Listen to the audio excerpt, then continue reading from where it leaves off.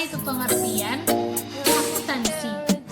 Akuntansi adalah seni untuk mencatat, meringkas, menganalisis, dan melaporkan data ke transaksi yang berkaitan dengan bisnis atau perusahaan yang biasa dikenal dengan akuntan.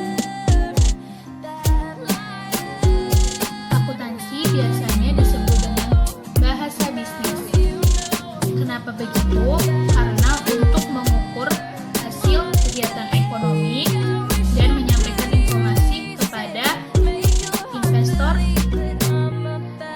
kreditor, manajemen, dan regulator.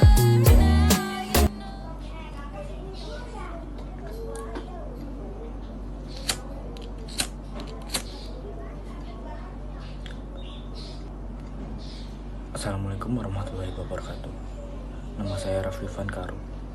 Saya akan menjelaskan tentang pengertian pajak. Pajak adalah pungutan wajib dari rakyat untuk negara.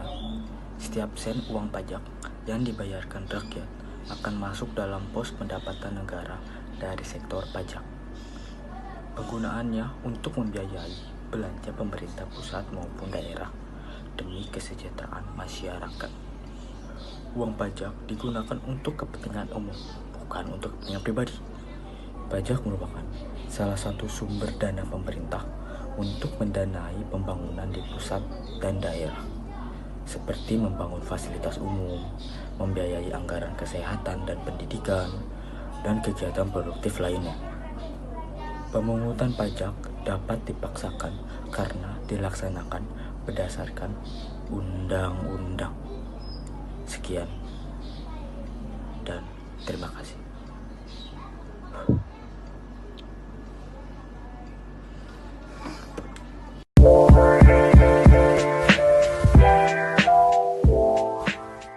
Akuntansi perpajakan adalah sebuah aktivitas pencatatan keuangan pada sebuah badan usaha atau lembaga untuk mengetahui jumlah pajak yang harus dibayarkan. Dalam dunia perpajakan, akuntansi bukanlah sebuah istilah yang resmi. Istilah yang lebih tepat sebenarnya adalah pembukuan atau pencatatan. Tetapi, karena sistem pajak yang ditetapkan pemerintah saat ini, sebuah lembaga atau badan usaha diharuskan untuk menerapkan sistem akuntansi. Pada dasarnya, baik akuntansi biasa maupun perpajakan memiliki cara kerja yang hampir sama, di mana akuntansi biasa menghasilkan laporan keuangan, sedangkan akuntansi perpajakan menghasilkan laporan pajak. Akuntansi perpajakan mempelajari berbagai jenis akuntansi, dan secara garis besar ada akuntansi biaya, akuntansi keuangan, manajemen dan bisnis, pajak PPh atau PPN. Adapun prinsip dan teori yang kita pelajari adalah prinsip dan teori akuntansi yang diterapkan dalam perpajakan. Yang kedua, kita juga mempelajari bagaimana kita bisa memiliki strategi tentang perpajakan agar perpajakan dapat optimal, tidak melanggar aturan perpajakan, supaya kita bisa mencapai potensi suatu perusahaan atau perpajakan itu sendiri untuk masa yang akan datang. Dan tidak lupa dari itu, milikilah karakter teliti, tekun, rasional, independen, dan suka menganalisis. Itu adalah karakter sebagai akuntansi perpajakan. Fungsi dari akuntansi perpajakan sendiri yaitu di mana nantinya kita menganalisis data kuantitatif yang akan disajikan dalam bentuk laporan keuangan. Jadi, mari terus kita belajar apa itu akuntansi perpajakan dan apa ke depannya. Selanjutnya, saya akan menjelaskan prospek kerja lulusan jurusan akuntansi perpajakan. Lulusan jurusan akuntansi perpajakan dapat bekerja di berbagai instansi seperti bisnis, non-profit, maupun pemerintahan. Lulusan jurusan akuntansi perpajakan dapat bekerja sebagai akuntan dan juga bekerja di berbagai banyak sektor ekonomi. Prodi jurusan akuntansi perpajakan ini dapat bekerja sebagai akuntan dan juga konsultan pajak di swasta maupun di pemerintahan, dan juga sebagai konsultan pajak dapat bekerja perorangan maupun bekerja dalam bidang organisasi. Karena lulusan jurusan akuntansi perpajakan dapat bekerja di berbagai sektor, jadi lulusan akuntansi perpajakan dapat bekerja sebagai pegawai pajak di Dirjen Pajak, sebagai tax planner di kantor akuntan publik, sebagai tax advisor di kantor konsultan pajak, dan juga sebagai pegawai pajak di sektor swasta, konsultan pajak pribadi, dan juga dapat mendirikan kantor konsultan pajak sendiri. Di sektor pemerintahan pun kita dapat bekerja di bagian Dirjen Pajak dan juga mengurus berbagai perpajakan negara. Fungsi akuntansi perpajakan. Akuntansi perpajakan memiliki beberapa fungsi, di antaranya yang pertama, sebagai dokumentasi perpajakan tahunan yang bisa dipakai untuk perbandingan dan mengetahui riwayat keuangan perusahaan. Yang kedua, yaitu sebagai laporan keuangan resmi yang bisa dipaparkan saat ingin mendapatkan investor ataupun kegiatan publikasi lainnya. Yang ketiga, yaitu sebagai bahan analisis untuk mengetahui besar pokok yang harus dibayar perusahaan ataupun lembaga keuangan lainnya. Yang keempat, yaitu strategi menganalisis pajak dan perencanaan di masa yang akan mendatang. Di sini saya akan menjelaskan tentang jurusan kita yang berhubungan langsung dengan Internet of Things. Selamat datang di era revolusi industri 4.0. Revolusi industri keempat ini sebenarnya diawali dengan revolusi internet pada tahun 90-an. Namun, saat itu internet hanya dipakai sebatas untuk mencari informasi dan berkirim pesan. Saat ini, penggunaannya semakin luas. Internet telah menjadi Internet of Things, yang menyebabkan ketergantungan hampir semua aktivitas manusia pada konektivitas perangkat teknologi dan internet. Dampak teknologi era industri 4.0 atau banyak yang menyebutnya dengan disruptive technology secara nyata dapat kita rasakan sehari-hari. Contohnya, saat kita memesan ojek atau taksi, kita cukup hanya untuk mengklik aplikasi Gojek di gawai pintar kita atau yang sering disebut dengan smartphone atau handphone. Nah, dengan juga membeli makanan kesukaan tanpa harus keluar rumah, cukup dengan klik menu GoFood pada aplikasi yang sama. Transaksi jual beli barang jasa semakin efisien, cepat, dan praktis. Penjual dan pembeli tidak perlu bertemu muka, cukup dilakukan di toko online. Tak perlu menunggu lama, barang yang dipesan sudah sampai di rumah pembeli. Beli tiket pesawat semakin cepat dan mudah, cukup klik aplikasi travel online seperti Traveloka, Airi, dan sejenisnya. Demikian juga dengan pembayarannya, sangat praktis, cukup melalui e-banking. Di dunia perbankan, dikenal istilah teknologi keuangan fintech atau disebut dengan financial technology. Saat ini, antrian nasabah tidak seramai dulu lagi. Transaksi transfer antar rekening, cek mutasi rekening, atau saldo rekening bisa dilakukan di mana saja dan kapan saja menggunakan aplikasi internet banking atau mobile banking. Sekarang mari kita lihat kondisi layanan perpajakan di negara kita. Hingga saat ini, layanan pajak berbasis aplikasi yang bisa diakses wajib pajak masih sebatas pendaftaran NPWP secara elektronik, pelaporan SPT secara elektronik, pembuatan kode billing pembayaran pajak secara elektronik, dan e-faktur. Dalam satu e-akun aplikasi, wajib pajak dapat melihat riwayat pembayaran pajak-pajaknya dan saldo utang pajak yang masih harus dibayar. Melalui e-akun yang sama, kantor pajak dapat mengirimkan notifikasi berkaitan dengan hak dan kewajiban perpajakan wajib pajak. Contohnya, imbauan kewajiban pajak yang belum dilakukan, produk hukum hasil pemeriksaan, surat ketetapan pajak, dan surat tagihan pajak. Wajib pajak dapat melacak status terkini permohonan yang diajukan oleh wajib pajak, seperti restitusi, keberatan, ataupun non-keberatan.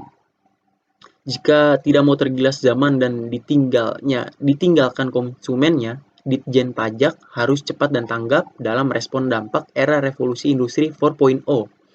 Apalagi dengan melihat data pertumbuhan pengguna internet yang sangat cepat.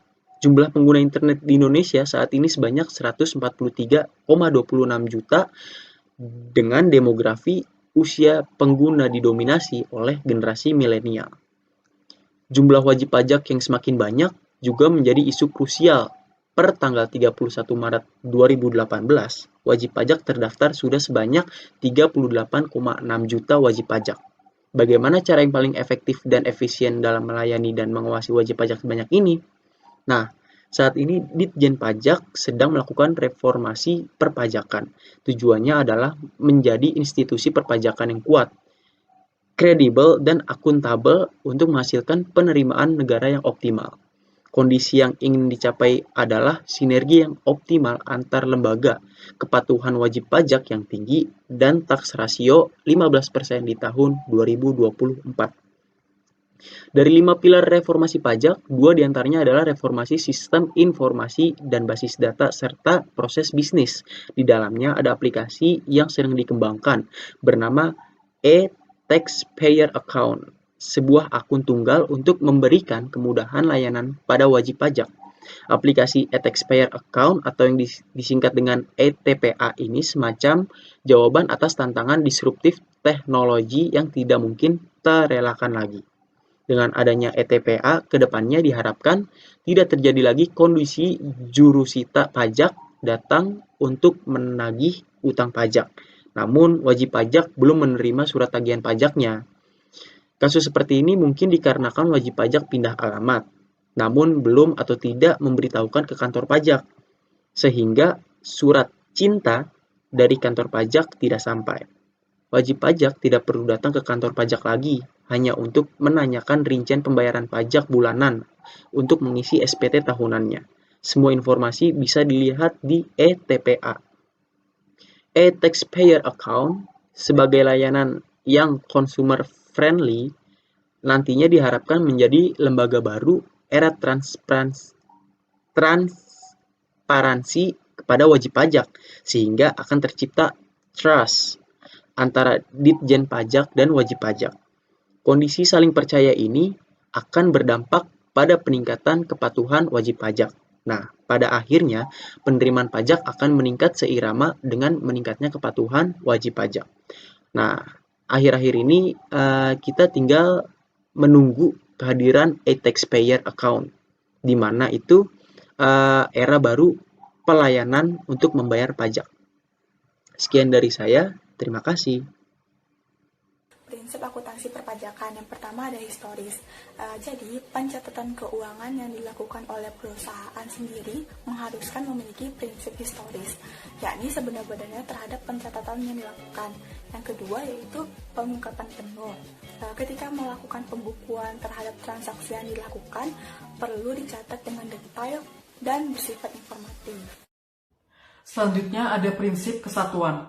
Prinsip ini menyatakan bahwa sebuah perusahaan merupakan satu kesatuan ekonomi yang tidak dapat disatukan dengan entitas ekonomi lainnya, yaitu pemilik perusahaan atau lembaga lain yang secara hukum tidak memiliki hak.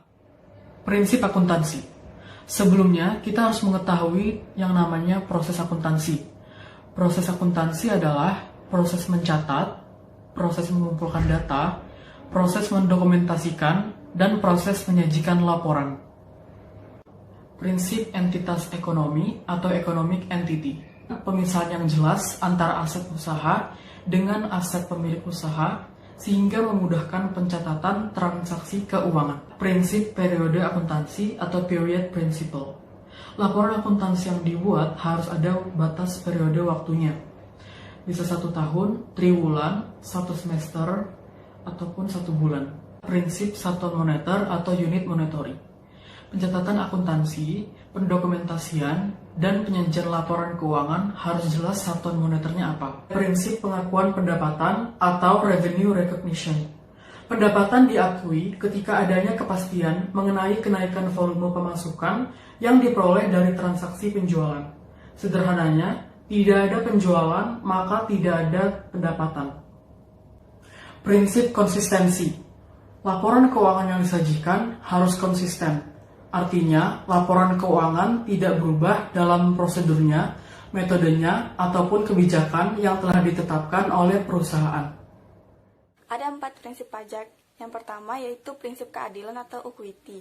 Prinsip keadilan intinya memperhatikan pengenaan pajak secara umum serta sesuai dengan kemampuan wajib pajak atau sebanding dengan tingkat penghasilannya. Yang kedua yaitu prinsip kepastian atau certainty. Pemungutan pajak harus dilakukan dengan tegas, jelas, dan terdapat kepastian dan jaminan hukum. Prinsip kepastian memberikan kemudahan kepada wajib pajak mengenai objek pengenaan pajak, besaran pajak, atau dasar pengenaan pajak, serta segala tata cara dalam memenuhi kewajiban perpajakan. Yang ketiga yaitu prinsip kecocokan atau kelayakan. Pajak yang dipungut hendaknya tidak memberatkan wajib pajak serta menerapkan sistem self-assessment yang artinya pemerintah mengutamakan serta memperhatikan layak atau tidaknya seseorang dikenakan pajak, sehingga orang yang dikenai pajak akan senang hati dan tulus memenuhi dan membayar kewajiban pajaknya. Yang keempat yaitu prinsip ekonomi. Pada saat menetapkan dan memungut pajak harus mempertimbangkan biaya pemungutan pajak dan harus proporsional. Pemerintah akan menerapkan sistem perpajakan yang efektif dan efisien, serta biaya pemungutan pajak yang rendah.